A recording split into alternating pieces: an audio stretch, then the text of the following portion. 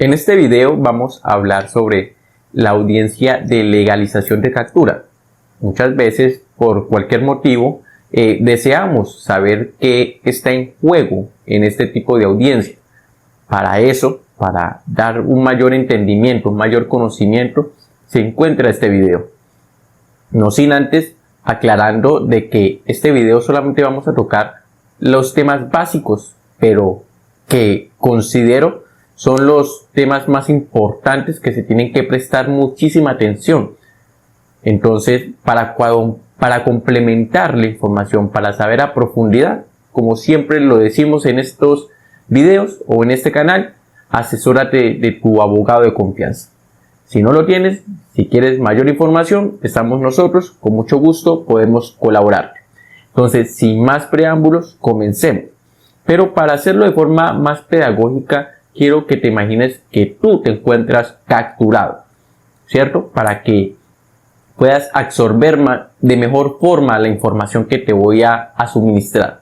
Entonces, imagínate que te capturaron. Lo inicial que se debe hacer es observar o ver que te identifiquen de forma correcta, que la fiscalía te identifique de forma correcta. Esto está en el artículo 128 del Código de Procedimiento Penal y esto se encuentra para que no ocurran posibles errores judiciales. Imagínate que, por ejemplo, a ti te hablen de un alias Timochenko y tú no tengas ni idea o no tengas ninguna relación con ese alias. O imagínate, peor aún, que se hable de un Juan, que la fiscalía esté hablando de que capturó a un Juan cuando tú te llamas de otra forma. Entonces, para que no ocurran ejemplos como eso, o ejemplos que se le parezcan, o de alguna forma haya equivocaciones, se tiene que prestar suprema atención a que la identificación por parte de la fiscalía se haga de forma correcta. Ya teniendo en cuenta esto, tenemos que también tener presente analizar cuáles fueron los motivos de tu captura. Recordando que, teniendo en cuenta lo consagrado en el artículo 297 del Código de Procedimiento Penal, a una persona se le puede capturar generalmente por dos motivos. Primero, o por una orden de captura emitida por un juez de control de garantías o por un estado de flagrancia. ¿Qué es flagrancia? Te preguntarás. Flagrancia, para entender de forma sencilla, es que te cojan con las manos en la masa, haciendo el hecho delictivo, cometiendo el delito. Eso es el estado de flagrancia. Entonces, resumiendo, te pueden capturar por dos motivos. O por una orden de captura o por estado de flagrancia. Generalmente te pueden capturar solamente por esos dos motivos. Entonces, inicialmente, imaginemos que te capturaron por una orden de captura. ¿Qué se realiza? ¿Qué se pasa a proceder? Entonces vamos a analizar esa orden de captura, teniendo en cuenta lo estipulado en el artículo 298 del Código de Procedimiento Penal. Entonces vamos a ver que te encuentres identificado correctamente en esa orden de captura, que se hablen de los mismos motivos por los cuales te capturan en el momento, que te hablen de las fechas de los hechos, que te hable de los mismos delitos por el cual te captura y que esa orden de captura se encuentre vigente, recordando de que una orden de captura tiene una vigencia de un año, según el artículo 298 del Código de Procedimiento Penal, teniendo en cuenta también que esta orden de captura también se puede prorrogar las veces que sean necesarias, pero para analizarlo de mejor forma se tiene que entrar a observar si primeramente la orden de captura cumple con ese año de vigencia. Si no ha cumplido con ese año de vigencia, entonces que se encuentre con su debida prórroga. Si está por algún motivo, ya pasó ese año de vigencia y no se encuentra esas prórrogas, pues podemos empezar a hablar de irregularidades.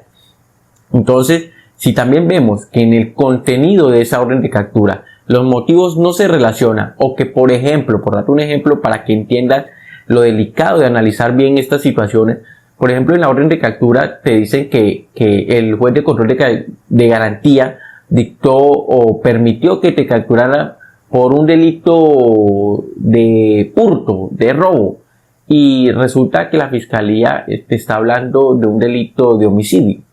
Entonces mira que lo que se dice en la orden de captura no tiene relación con lo que está hablando la fiscalía. Entonces se puede empezar a ver los motivos de esa incongruencia. Teniendo en cuenta esto, pasemos a la segunda situación por la cual te pueden capturar, que es el estado de flagrancia. Esto se encuentra estipulado en el artículo 301 del Código de Procedimiento Penal. Y para el estado de flagrancia hay 5 situaciones en las cuales se tiene que marcar los hechos, por lo cual te capturan generalmente. Entonces, esas 5 situaciones que están en el artículo 301 del Código de Procedimiento Penal se tienen que relacionar directamente con la situación en la cual te capturaron. Si a ti te capturaron en una situación diferente, distinta a las 5 situaciones que están estipuladas claramente en el Código de Procedimiento Penal, no podemos hablar de flagrancia. Para más conocimiento de flagrancia, si estás interesado en el tema, te invito a ver el video que voy a hablar sobre el tema en más detalles, hablando de las 5 situaciones en las cuales a ti te pueden hablar de que te capturaron en estado de flagrancia. Entonces, para este video y para hacerlo sencillo, ten en cuenta que tú bien puedes repasar el artículo 301 y si tú ves que te capturaron en situaciones diferentes a lo que se estipula o se escribe allí, no podemos hablar de estado de flagrancia y podemos empezar a hablar de esas posibles irregularidades que van a permitir tu libertad. Entonces, teniendo en cuenta que se hayan respetado las 5 circunstancias del artículo 301 y ahora la forma en que te capturaron, en el cual está estipulado en el artículo 302 del Código de Procedimiento Penal, entonces pasamos a la tercera fase, que es ver si a ti te capturaron y se respetaron esas 36 horas que tienen las autoridades o la persona que te haya capturado en estado de flagrancia, que tienen las autoridades esas 36 horas máximas que tienen para presentarte ante un juez de control de garantías. Recordemos, el artículo 297 del Código del Procedimiento Penal también nos habla de que las autoridades no pueden permitirse superar esa línea de tiempo. Si por alguna razón tú haces la contabilidad o tu abogado realiza esta contabilidad y se observa de que a ti te presentaron frente a un juez de control de garantías superando ese límite de 36 horas, podemos empezar a discutir también esa irregularidad, ese motivo, y también se puede empezar a pelear tu libertad. Teniendo en cuenta eso, ya pasamos a ver los derechos del capturado, porque según el artículo 303 del Código del Procedimiento Penal, ten en cuenta que a ti, en el momento de tu captura, te tienen que leer tus derechos. 4 derechos que tienes como capturado. El primero, tienes derecho a que te digan los motivos de tu captura. O sea, ¿por qué te están capturando? Segundo, tienes derecho a pedir que se le comunique a la persona que tú decidas los motivos de tu captura y la situación en la que te encuentres, en dónde vas a estar. El tercer elemento es que tienes derecho a guardar silencio. Y el cuarto elemento es que tienes derecho a ser asistido por un abogado de confianza, o si no tienes un abogado de confianza, la Defensoría del Pueblo te va a suministrar uno. Entonces, ese abogado te tiene que poner en contacto contigo en la menor brevedad de tiempo. Entonces, tienes que saber esos derechos, tienen que haberte leído esos derechos y tienen que haberte respetado esos derechos. Si no te respetaron esos derechos, si no te los leyeron, también se empiezan a ver irregularidades en las cuales pueden estar a tu favor.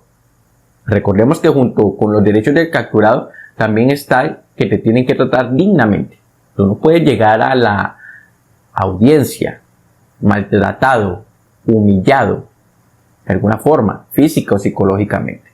Porque para nadie es un secreto que a veces las autoridades se pasan de la raya capturando a una persona.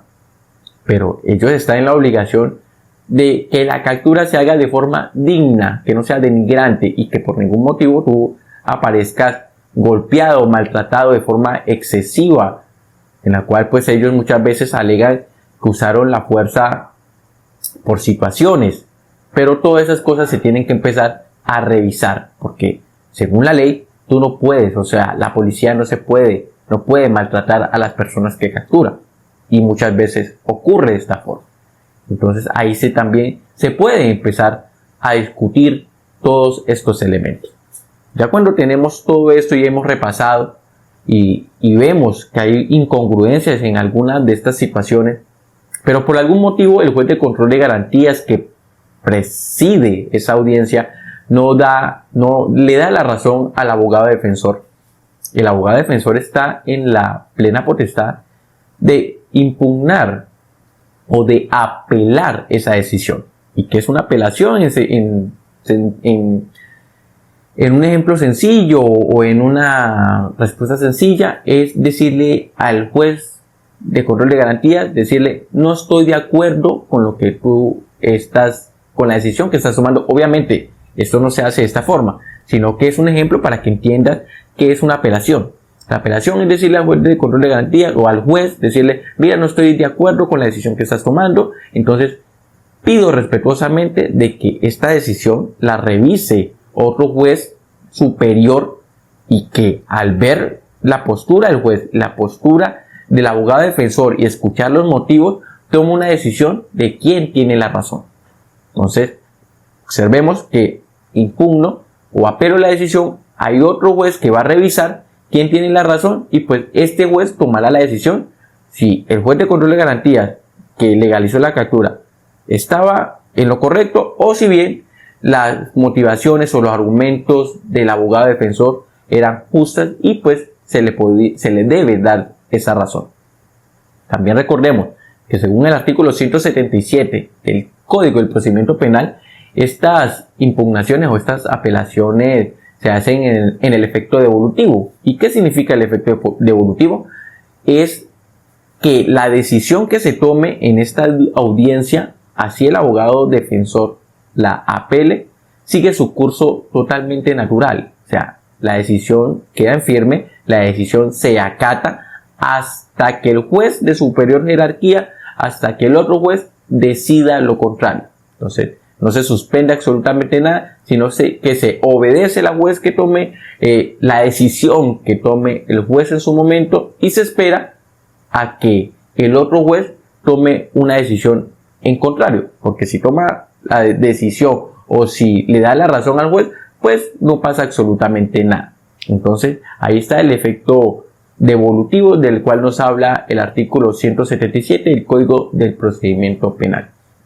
Entonces aquí vemos que hay varias cosas en las cuales podemos analizar en este tipo de audiencias, en las cuales tenemos que estar muy pendientes para empezar a discutir una posible libertad.